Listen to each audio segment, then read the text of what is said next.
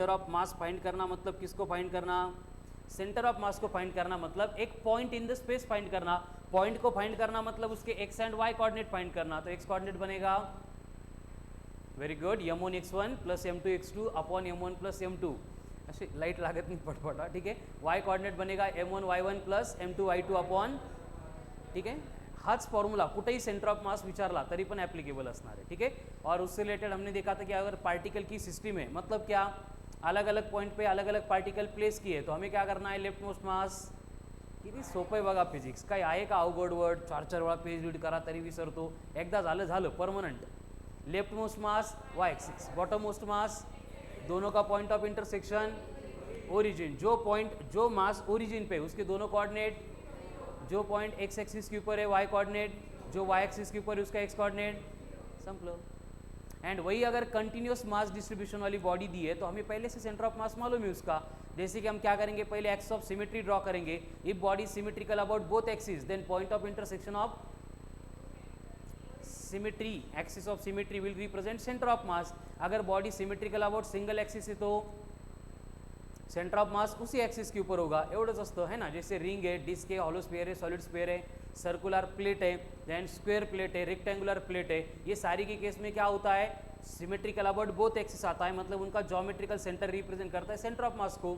वहीं पे अगर सेमी सर्कुलर वायर दी है तो centre of mass 2r/π, disc के सेमी सर्कुलर तो 4r/3π, दोन दोन ॲड करायचे काय त्याच्यामध्ये, 2r/π था, 2 ऐड करके 4r, नीचे भी 2 ऐड करके 3π.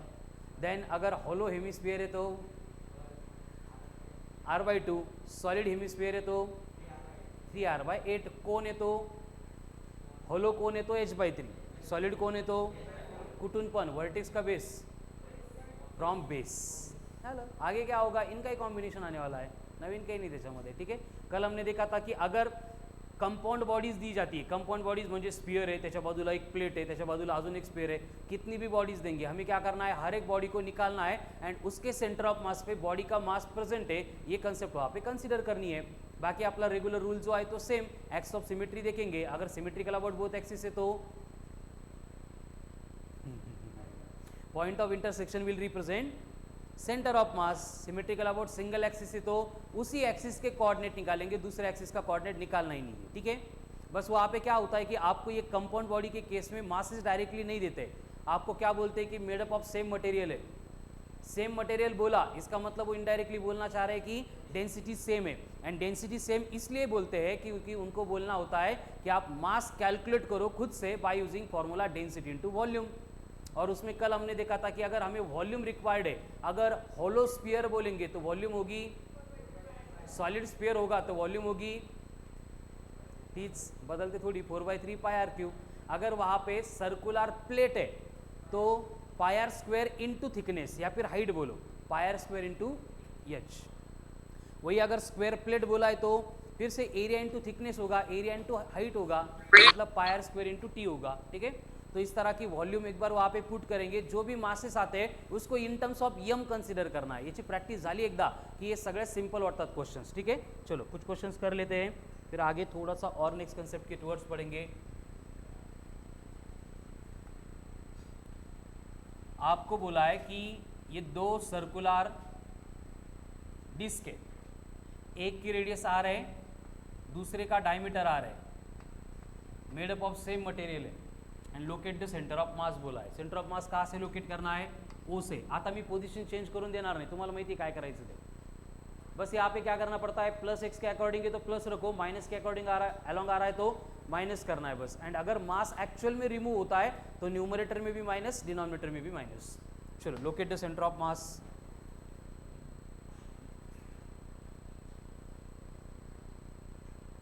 नहीं तेजस, बस रिवीजन हो गई बेटा.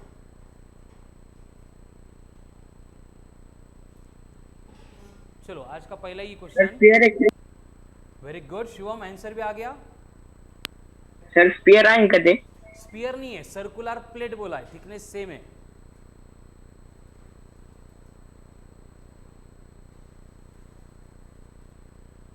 चल मुंबई इंडियन्स सोडव लवकर. काय करतील येडे गवाळे, म्हणजे झूमच्या प्रोफाईलला पण मुंबई इंडियन्स, काय लिमिटच नाही.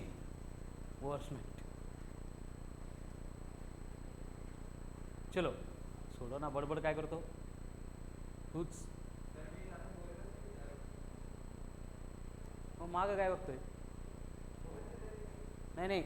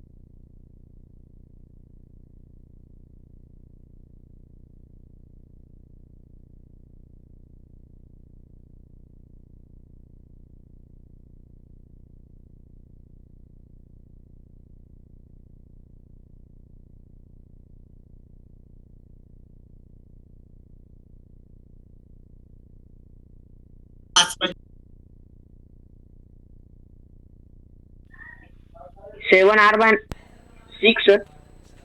क्या आहे शिवम? 7r/6. 7r/6. एक्सेलंट, करेक्ट आहे. कुठं ऑफलाईन मी सांगा वाटत नाही का आलं तरी आता है ना. सबसे पहले हमें मासेस कैलकुलेट करने पड़ेंगे. बड़ा स्फीयर है उसको लार्ज बोलते हैं, तो उसका मास बनेगा डेंसिटी इंटू वॉल्यूम. वॉल्यूम का formula pi square into thickness होता है आणि या कॉन्स्टंटला यम म्हणायचं. काय दिलंय काही फरक पडत नाही है ना. पहली बॉडी जिसका अपन मास निकाल रहे जो भी आएगा उसको स्मॉल एम बोल दो. आंसर आलं सांग ना बेटा. 7/6 आर. व्हेरी गुड, करेक्ट, तेच आंसर है. देन स्मॉलर स्फीयर है उसका स्मॉलर प्लेट है उसका मास चाहिए, तो फॉर्मूला बनेगा डेंसिटी इंटू पाई आर का स्क्वायर इंटू टी. बस इसकी रेडियस हाफ बनेगी r/2, तो r/2 का स्क्वायर होगा r²/4 म्हणजे हे 1/4 इकडे येईल. इसको अगर हमने स्मॉल एम बोला था तो ये m/4 बनेगा. क्लियर. आता फक्त ये लार्ज डिस्क है उसको रिप्लेस करके m लेके आओ, इसको रिप्लेस करके m/2 लेके आओ. ओरिजिन जहाँ पे था वहीं पे है, तो इसका सेंटर ऑफ मास r इतनी डिस्टेंस पे है एंड ये m/2 कितने डिस्टेंस पे होगा 2r + हाफ, मतलब 2r + हाफ 2 + अर्धा अडीच 5r/2 झालं. फॉर्म्युला तर एकच आहे आपल्या सेंटर ऑफ मासचा. X coordinate of centre of mass is given by m1 x1 मतलब mr प्लस m2 x2 मतलब 5 mr/4 डिवाइड बाय दोनों के addition m + m/2. Supriya m + m/2 2m. Very good. m + m/2 is 3m/2. करून टाकू m/4 करून टाकू. कितना आएगा फिर 5m/4. अब इनकी एडिशन कितनी होगी 5 + 5 कितनी 4 + 5 9mr divided by 4 into 5m/4 है, उल्टा होके क्या बनेगा 4/5m. 4 4 m कैंसल, क्या हो गया ये 9/5r.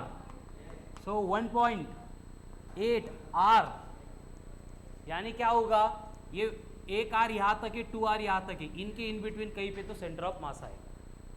ठीक है शिवम, क्या मिस्टेक हो गई? 4 का 8 हो गया सर.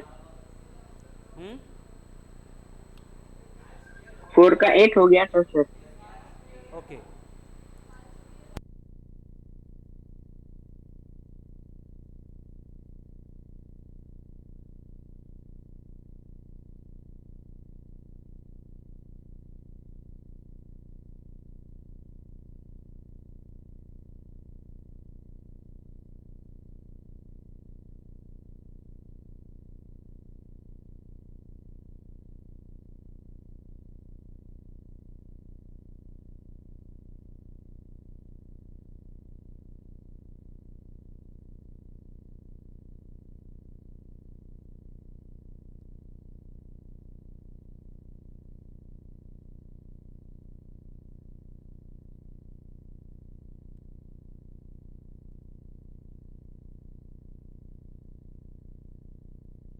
चलो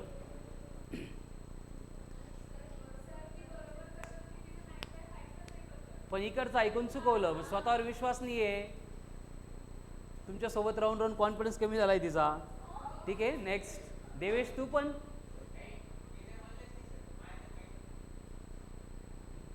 चला अभी बोला है ये दोनों क्या है, सर्कुलर डिस्क नहीं है, क्या है, स्फीयर है. तोच क्वेश्चन है, सब डेटा सेम है. अब ये दोनों भी क्या है, स्फीयर है. कौन से स्फीयर है, सॉलिड स्फीयर है. जब तक बोला नहीं जाएगा तब तक हॉलो नहीं होगी. ठीक है, सॉलिड स्फीयर है. बस उनके सराउंडिंग में यहाँ पे और एक स्क्वायर प्लेट रख दी है जिसकी साइड लेंथ 2r है. Now locate the centre of mass. डायग्रामला घाबरून जाऊ नका, प्रोसेस अप्लाय करा, आहे तेच येणार आहे.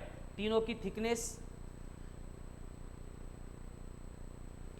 एक काम करा, ये स्क्वायर प्लेट ही रहने दो, सर्कुलर प्लेट, और ये स्क्वायर प्लेट ले लो, और तीनों की थिकनेस क्या है, सेम है. करो कैलकुलेट. क्वेश्चन क्या आहे परत एकदा सांगतो, या दोन्ही सर्कुलर प्लेट आहेत, CP circular plate, SP square plate. आता कन्फ्युजन नाही होणार ना, परवासारखा क्वेश्चन नाही वाटत ना हा. काय श्रवण, तुझ्या नावाचा एवढा गाजावाजा केला मी. श्रवण झडपी मध्ये शिकून एवढे मार्क्स घेतो, आणि श्रवणनी तेच बोंबाबोंब करायची जी सगळ्यांनी केली ती. आता होप्स फक्त शिवम आणि तेजस दोघांकडून बाकी आहेत. त्यांचा पण दिवाळीनंतर फुगा फुटतो काय काय माहिती.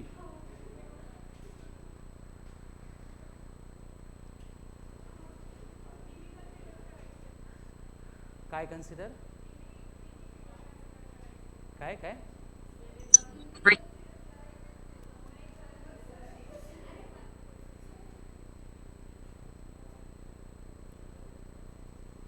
चलो आगे आंसर.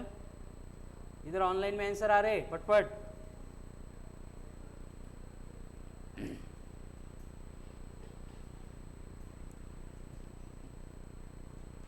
आता ते आन्सर द्यायचंच बंद करतील. नाही श्रवण असंच म्हणतो तुम्ही, तुला येतं बेटा, आय नो. सोडो.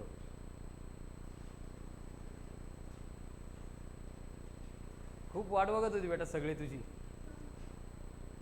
चलो हो गया. परत तेच, अभी हमें सबसे पहले इनके मासेस निकालने पड़ेंगे. ठीक है, तो लार्ज प्लेट है उसका मास फिर से डेन्सिटी इंटू व्हॉल्यूम, व्हॉल्यूम बनेगी पायर स्क्वेअर इंटू टी. या नंबरला ठरवलंय आपण की स्मॉल एम म्हणायचं. पहिले जो पण येईल त्याला डायरेक्ट स्मॉल एम म्हणा. सेकंड केस में जो स्पीयर सर्कुलर प्लेट है वो स्मॉलर है, उसके लिए मास बनेगा rho into pi r square into T. बस ये 1/2 था तो 1/4 बाजू में लिख देंगे. इसको अगर यम बोला था तो इसका मास m/4 आएगा, है ना. उसके बाद में कौन है, स्क्वायर प्लेट. अब स्क्वायर प्लेट का मास चाहिए तो फिर से डेंसिटी इंटू स्क्वायर प्लेट का वॉल्यूम, एरिया इंटू थिकनेस. इसका एरिया कितना आएगा, साइड लेंथ 2r है, लेंथ का स्क्वायर होता है ना स्क्वायर में, नहीं कर रहा. स्क्वायर का एरिया क्या होता है, साइड लेंथ का स्क्वायर, तो क्या आएगा 4r square into thickness. But इथं असा ब्रॅकेट नाहीच आहे, आणि मला याच ब्रॅकेटला यम म्हणायचं आहे, म्हणून मी तो ब्रॅकेट इथं लिहून टाकतो, rho into pi r square into thickness, असाच पाहिजे मला. बट इथं काय होतं, 4 एक्स्ट्रा होतं, हे बाहेर लिहून टाका. इथं पाय नाही आहे, मी घेतला आहे, कॅन्सल करण्यासाठी डिवाइड पण करा, 4/पाय खत्म. ये m बन गया तो ये बनेगा 4m/पाय. आ गए तीनों मासेस. आता सिंपल है, काय करावं लागेल, फिर से वही ओरिजिन आ गया, इसका पूरा मास यहाँ पे, इसका मास यहाँ पे, इसका मास यहाँ पे. ये कितना है m, ये कितना है m/4, ये कितना है 4m/पाय. अब डिस्टेंस कितना है r, ये कितना था 5r/2. अभी कितना होगा 2r + r, 3r + r म्हणजे 4r. चलो करो calculate x coordinate of centre of mass m1 x1 + m2 x2 upon m1 + m2. Do it. आला सर सुप्रिया, सोडो बरोबर तुझं. जोपर्यंत मी सोडत नाही तोपर्यंत बरोबरच असतं, तोपर्यंत हवा करून घ्यायची. ठीक आहे, श्रवण नाही आला अजून. Yashwant, yes.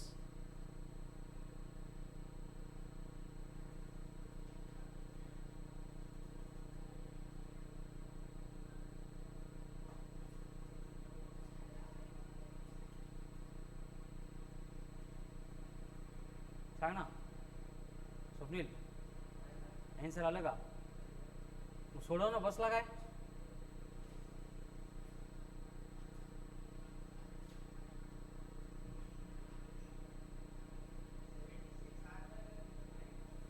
76 r by 105. Very good. चलो, x coordinate of centre of mass is, M कितना है, m1 कितना है, यम, ये बनेगा mr plus m by 4 into 5r by 2 कितना होगा 5mr बाय 8.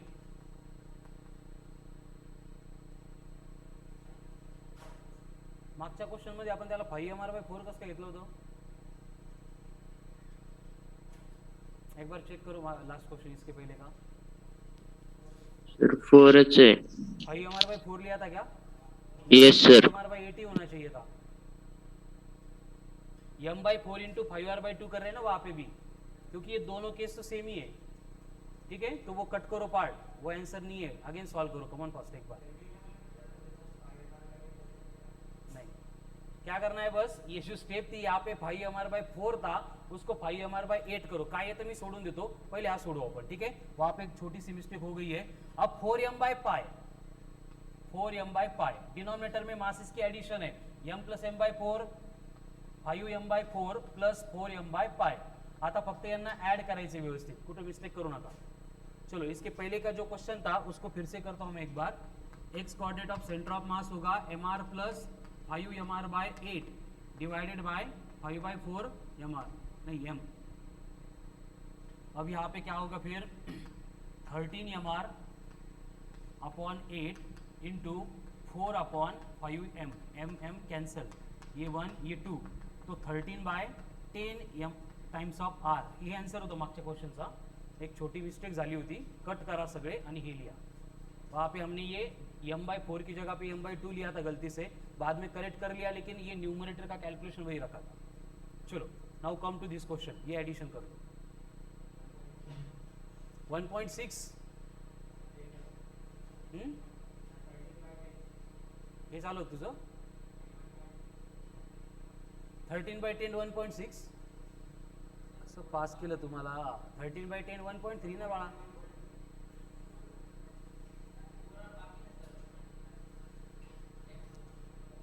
याच्यामध्ये 4m bye pi into 4r बरोबर, तो ये 16m bye pi into r.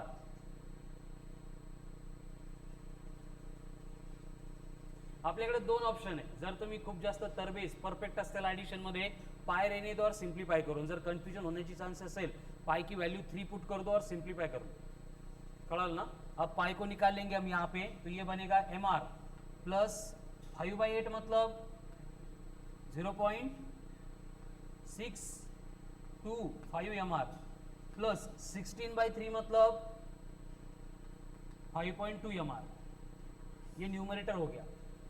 एकदम डिवीजन करून घ्या म्हणजे नंबर सोपा वाटतो. ठीक आहे, 5 बाय 4 मतलब 1.25 एंड 4 बाय पाई मतलब म्हणजे 4 बाय 3 मतलब 1.25m प्लस 1.3m. आता एकदम सिंपल है, करा एडिशन. न्यूमरेटर में 0.6, ये 5 है, ये 1 है, तो 6.6 कितना होगा 6.2 है.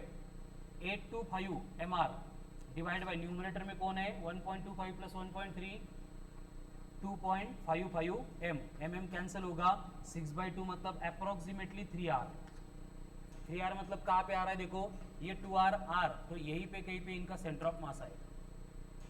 ये एक्झॅक्ट नाही आहे, तुमचं समथिंग येऊ शकतो 2.9 किंवा 3.2 याच्या आसपास, म्हणजे अप्रोक्सिमेशन लेके 3r लिया.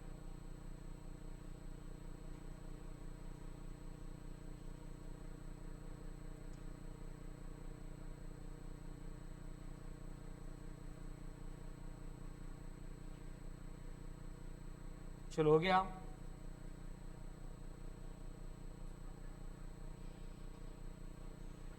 लिहून तर घ्या, घरी जाऊन सोडवायचे आपल्याला. ते इथून सुटका नाही बेटा, हे करावंच लागणार आहे. वी आर वॉरियर्स, कळालं ना. अहो पळकुटे नाही आहे. एक क्वेश्चन अवघड वाटला म्हणून आपला दिवस खराब जाण्यासाठी, तो अवघड वाटला म्हणजे आपल्याला अजून त्याच्यावर एफर्ट्स घेऊन त्याला ओव्हरकम करायचं. कळालं ना. नेपोलियन बोनापार्ट अगोदर पण सांगितलं होतं मी. बोनापार्ट हाईट कमी होती त्याची, म्हणून नव्हते म्हणत, त्याचं नाव होतं बोनापार्ट म्हणून. ठीक आहे, काय केलं होतं नेपोलियन बोनापार्टनी माहिती आहे का? नाही माहिती. करता काय बरं, अभ्यास करत नाही, सोशल टच काही नाही आहे, हिस्टॉरिकल इन्फॉर्मेशन काही नाही आहे.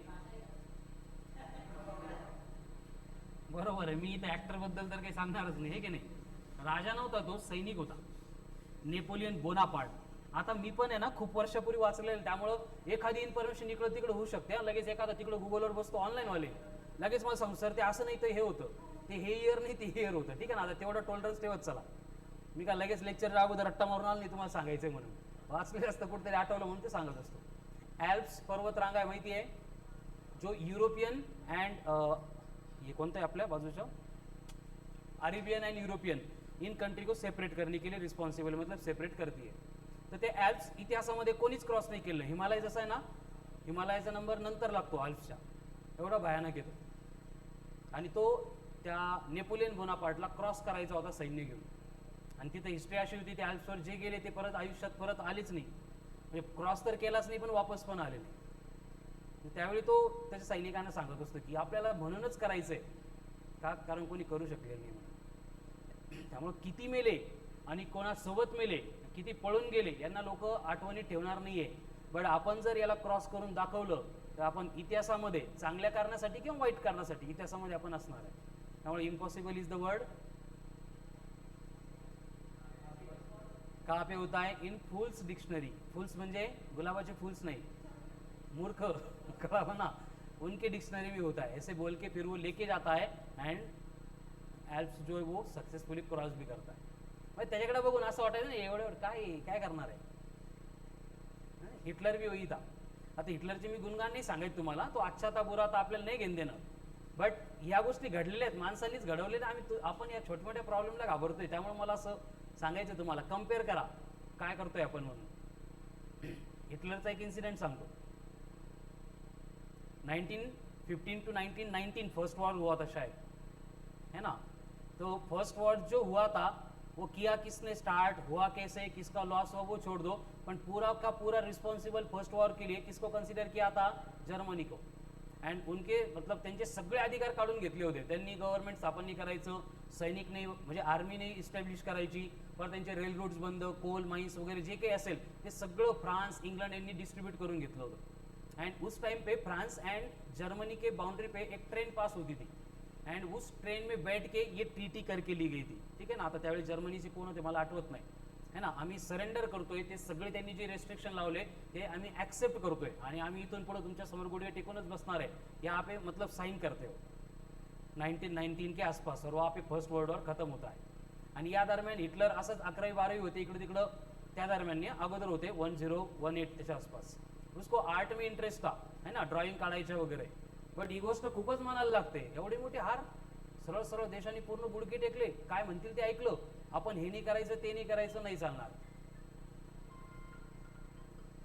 फिर वो डिसाइड करता है कि ऐसे नहीं होगा, हमें क्या करना है, इसका रिवेंज लेना है. और फिर उसके बाद वो क्या करता है, आर्मी में एंटर करता है. आता आर्मीमध्ये तो साधा सगळ्यात शिपाई म्हणून भरती होतो, बट ते म्हणतो ना आपण, इच्छाशक्ती एवढी प्रबळ असते, विषयच नाही, करना आहे मतलब करना आहे. आणि त्या लिडरशिपच्या बळावर तो पोस्टवर पोस्ट, सिनियर पोस्ट असं त्याचं प्रमोशन होत चालतं. आणि 1928ला सगळ्यात पहिल्यांदा तो जे गव्हर्नमेंट असते त्यांच्या अगेन्स्ट जातो, की तुम्ही जे हे सगळं ॲक्सेप्ट केलेलं आहे याच्यामुळे जर्मन नागरिकांचा आत्मस्वाभिमान तुम्ही पूर्ण जाळून टाकलेला आहे, ते चालणार नाही. या सगळ्यात तुम्ही रिजेक्ट करा, आपली आर्मी इस्टॅब्लिश करा, आपलं गव्हर्नमेंट आपलं असलं पाहिजे. यासाठी त्याला जेल पण होते. जेलमध्ये बसून तो काय करतो, माइन काम्प लिहितो. माइन काम्प, माझी आत्मकथा. हिटलर का मतलब उसने लिखा है, उसके हाथ से लिखा है. आयुष्यात वेळ मिळालाच, आता नाही, आफ्टर 12 एकदा रीड करायला पाहिजे माइन काम्प काय असतो, हिटलर काय होता. तो क्रूर होता, नो डाऊट इन दॅट, विलनच होता. मला त्याला चांगल्या पद्धतीने समोर आणायचं नाहीये, नाही तर लगेच सुरू होऊन जाईल, सर काहीतरी सांगताय हिटलर चांगला नाही म्हटलं मी. तो काय सांग म्हणजे इच्छाशक्ती काय असते, हमने डिसाइड किया करना है, उसके लिए क्या हो सकता है, त्याचे परिणाम आपण बघितले.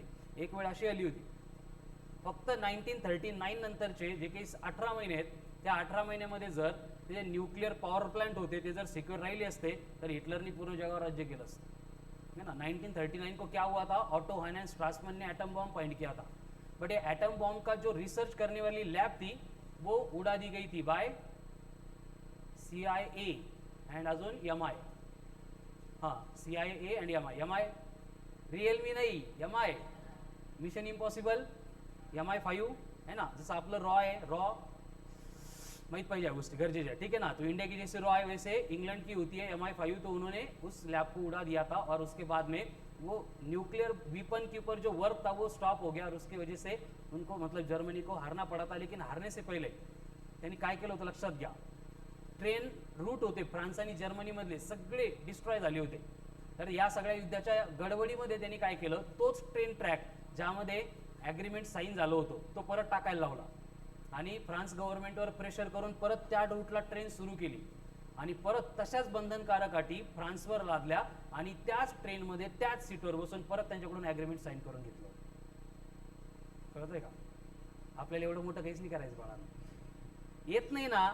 या क्वेश्चननी माझी लायकी काढलेली आहे, आपल्याला असं पेटलो पाहिजे आपण, कसे येत नाही। सेंटर ऑफ मास किती बुक्स आहेत सर तुमच्याकडं? सगळे सेंटर ऑफ मासचे 4 दिवसात बुक्समध्ये सगळे क्वेश्चन सोडवलेच पाहिजे। फीड करत राहावं लागलं पाहिजे मला। हे 2 बुक, आता ती संस्कृती गेली, ते सगळं सेम एक्झाम्पल आहे।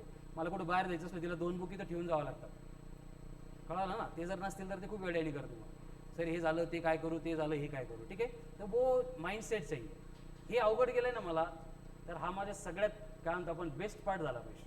सेंटर ऑफ मास जर कोणाला येतं तर ते फक्त मला येतं, हे आपलं इमेज तिथं राहिली पाहिजे। खरंच इम्पॉसिबल आहे का बरं हे आपण डिस्कस केलं, एवढे मोठे मोठे कामं केले ते लोकांनी, आपल्याला एवढं काही करायचं आहे का? हे तिकडचेच एक्झाम्पल नाही, आपल्याकडचे पण आहेत, बट जसे आठवतील तसे आपण ते डिस्कस करू, कळालं? सोडून द्या, हिटलर बोनापार्ट गेला। चलो next question, locate the centre of mass of the system.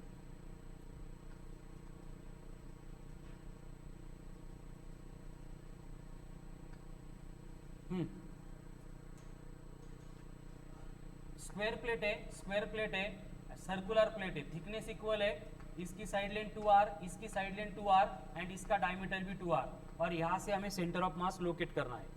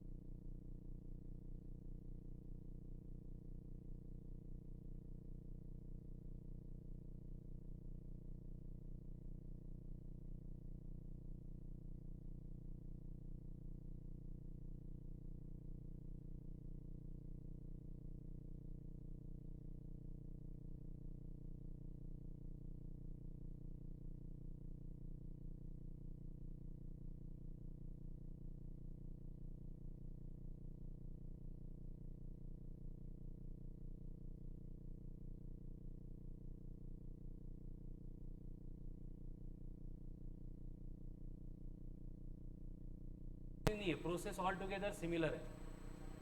क्या होगा, सबसे पहले मास कैलकुलेट करना पड़ेगा, दोनों के मासेस तो सेम ही आएंगे, तो ये ms equals to density into area आएगा 4r का स्क्वेअर इंटू कोण थिकनेस मतलब t, आणि यालाच काय म्हणायचं आपल्याला m म्हणायचं है।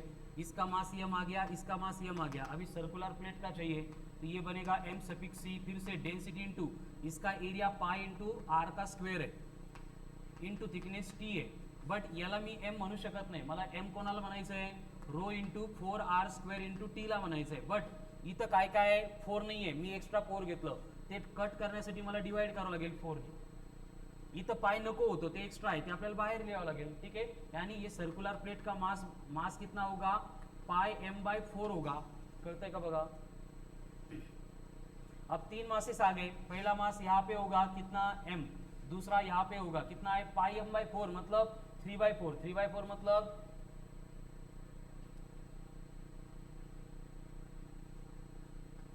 अप्रोक्सीमेटली 0.75, एंड यहाँ पे फिर से कौन है, m है।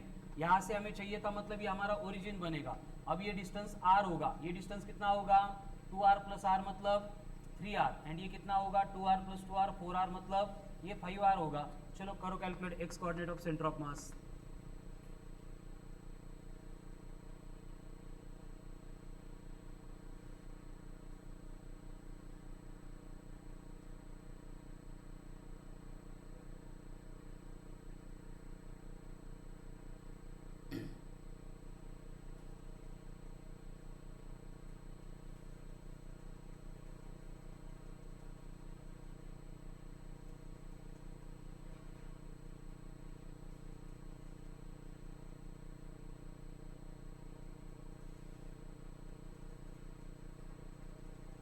तू एकतर मोठ्याने बोल, मला काहीच ऐकायला येत नाही बेटा.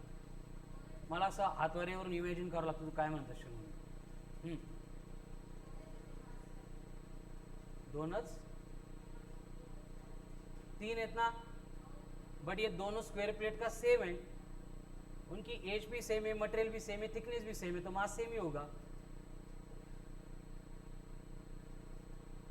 चलो क्या होगा, पहले mr प्लस 0.75 mr, फिर से mr प्लस mr मतलब 2mr, डिनोमिनेटर में तीनों मासेस के addition 2.75 times of m, numerator में कितना आएगा फिर से 2.75 mr upon 2.75 m r.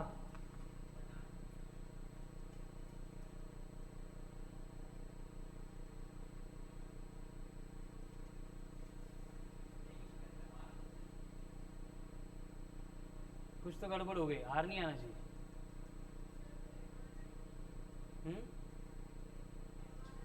M R, very good. Distance अपन घेतले नाही, ये एम आर है लेकिन इस एम के साथ 5 एम आर है, तो 5 + 1 मतलब ये 6 एम आर होगा. एंड 0.75 के साथ में 3 है, तो ये बनेगा 3 × 0.75 M R. Very good Tanvisha. चला आलाय तुझा आंसर आलाय का. चलो फिर से देखो, फर्स्ट मास कहाँ पे, आर इतने डिस्टेंस पे, तो ये एम आर होगा. सेकंड मास कहाँ पे, 0.75 m, कितने डिस्टेंस पे, 3r पे, तो 3 × 0.75. Come on fast, you can.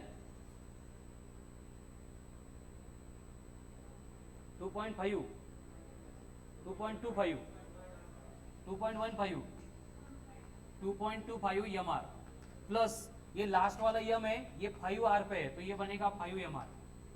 And इनकी एडिशन आएगी 2.75 m. करो addition. 5 + 2 7, 7 + 1 8.25 mr divided by 2.75 m. mm cancel होगा. अभी 8.25 अपॉन 2.75 है, कितना आएगा 2.8 r अप्रोक्सीमेटली, यानी 3r. हमने पहले भी अप्रोक्सीमेशन लिया था, तो centre of mass will be at 3r exactly, क्योंकि 3.14 को हमने 3 लिया था, तो ये 2.8 का 3 बनेगा. कळलं. बट ब्युटी, बट एवढं सगळं करायची गरजच नव्हती. अगर step by step conditions apply करते जाते तो पहले आड़वा कट करेंगे सिमेट्रिकल अबाउट एक्स एक्सिस, उबा कट करेंगे सिमेट्रिकल अबाउट वाई एक्सिस, तो एक्स ऑफ सिमेट्री का point of intersection will represent centre of मास, तो 2r + r 3r. कळलं. येतोय म्हणलं की सुरू व्हायचं नाही, ही स्टेप पहिले चेक करायची. नेक्स्ट करू राव. काय काय एक्झॅक्ट 3r येतं ना, कारण इथं 2.8 का आलं, मी 3.14 ला 3 घेतलं होतं. सगळ्या मेहनतीवर पाणी गेलं. आपको बोला है कि एक स्फीयर है, सॉलिड स्फीयर है, जिसकी मटेरियल डेंसिटी रो है एंड रेडियस r है. तो इसमें से कट करके हमने क्या किया है, दूसरा एक छोटा सा स्फीयर जिसका डायमीटर r है उसको रिमूव किया है. तो इसके बाद ये कैसे बनेगा, शुभम काली डायग्राम चुकली होती तुझी, तो ये ऐसे बनेगा. तो काल अपन 2-4 क्वेश्चन सोडवले होते, सेम क्वेश्चन है, लोकेट द सेंटर ऑफ मास. फक्त डिफरन्स काय आहे, कल सर्कुलर प्लेट थी, आज स्फीयर है.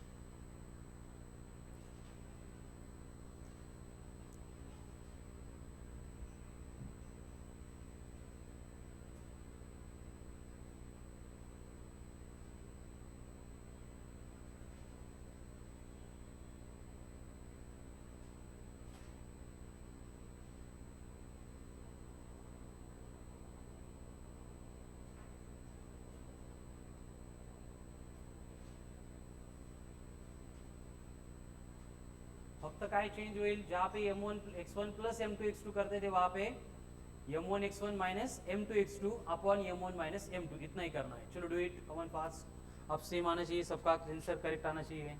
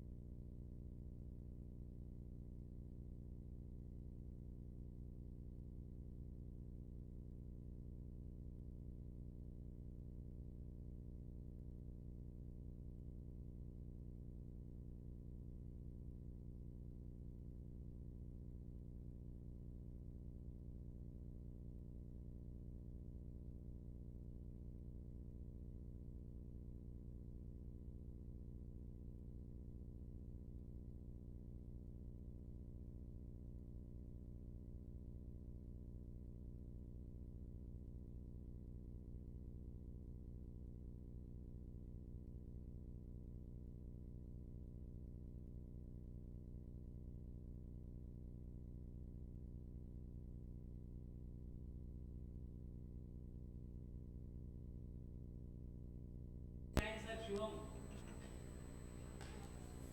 सबसे पहले हमें निकालना पड़ेगा मास। किसका मास? दोनों भी स्फीयर का मास। जब ये पूरा स्फीयर है तब की केस में इसका मास कितना रहेगा? देखो, mass for large sphere density into 4/3 pi r का क्यूब। डायरेक्ट इथं थिकनेस लागत नाही कारण तो स्फीयर है, उसकी वॉल्यूम भी 4/3 पाई आर क्यूब है, याला म्हणून टाकायचं एम। अब जो निकाल रहे थे अपन वो स्मॉल स्फीयर है, इसमें क्या चेंज होगा? डेंसिटी तो सेम है, 4/3 पाई तर बदलायचा विषयच नहीं है ना, सिर्फ r will be replaced by r/2 क्योंकि इसका डायमीटर r था, तो r/2 का क्यूब कर रहे हैं, r cube as it is रहेगा इंटू 1/8 आएगा, मतलब जो मास अपन निकाल रहे थे वो 1/8 है। हे आलं म्हणजे समजावून घ्या, आपल्याला ग्रॅव्हिटेशन, रोटेशनल, सेंटर ऑफ मास तिन्ही टॉपिक मध्ये प्रॉब्लेम येणार नाहीत म्हणून, ठीक आहे?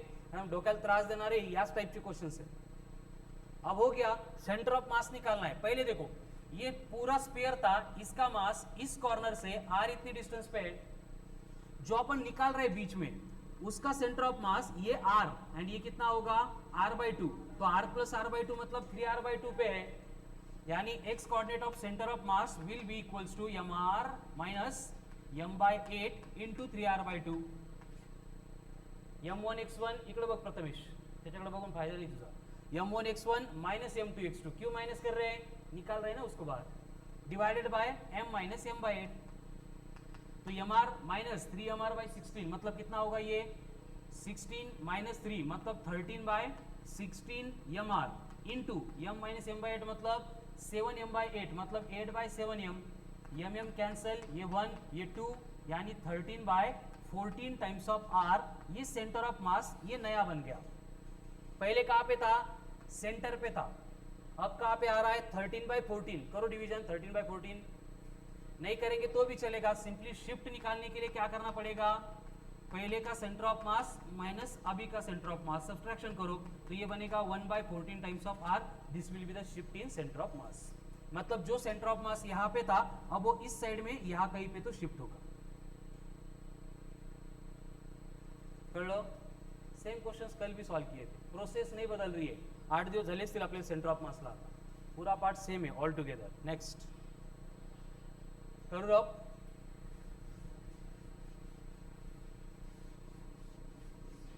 अब देखो सर्कुलर प्लेट हो गई, स्फीयर हो गया, वही अगर हमें स्क्वायर प्लेट में दे रहे, एक स्क्वायर प्लेट है जिसकी साइड लेंथ है 2r, थिकनेस है t एंड डेंसिटी है डेंसिटी है रो, और इसमें से बोला जा रहा है कि अगेन हम क्या कर रहे हैं, इसमें से एक छोटी सी सर्कुलर प्लेट कट करके निकाल रहे हैं, जिसको कट करके निकाल रहे हैं उसकी जो साइड लेंथ है वो सिर्फ r है, ठीक है, बट ये कहां से निकाल रहे हैं, ये इस कॉर्नर से भी निकाल सकते हैं, यहां से भी निकाल सकते हैं, यहां से भी निकाल सकते हैं, यहां से भी निकाल सकते हैं, कहीं से भी निकालेंगे फर्क नहीं पड़ेगा, shift in centre of mass will B same. फक्त होईल काय, अगर यहां से निकाल लिया तो सेंटर ऑफ मास इधर शिफ्ट होगा, जिधर ज्यादा मास उधर सेंटर ऑफ मास जाता है, इधर से निकाल लिया तो सेंटर ऑफ मास इधर जाएगा. तो मैंने अगर ये सब्ट्रैक्ट करके ये स्क्वायर प्लेट को ऐसे बना दिया, हे काढून टाकलं एवढं. Now calculate the shift in centre of मास. परत प्रोसेस तीच आहे, डायग्रामला बघून घाबरू नका, बोनापार्ट पण घाबरला नव्हता.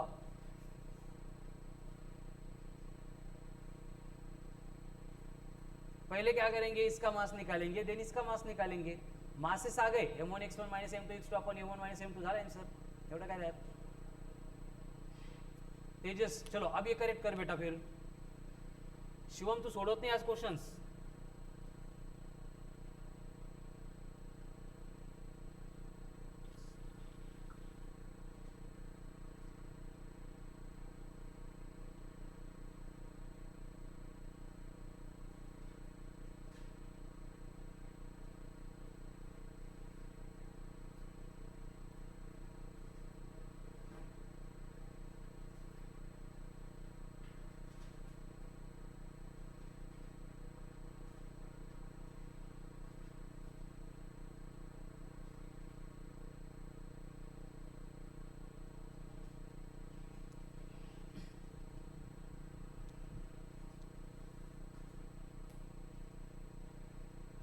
देखो इसका मास कितना होगा, पहले लार्ज प्लेट है तो इसे ml बोल देते हैं, डेंसिटी इंटू इसका एरिया होगा 4r² इंटू थिकनेस t है.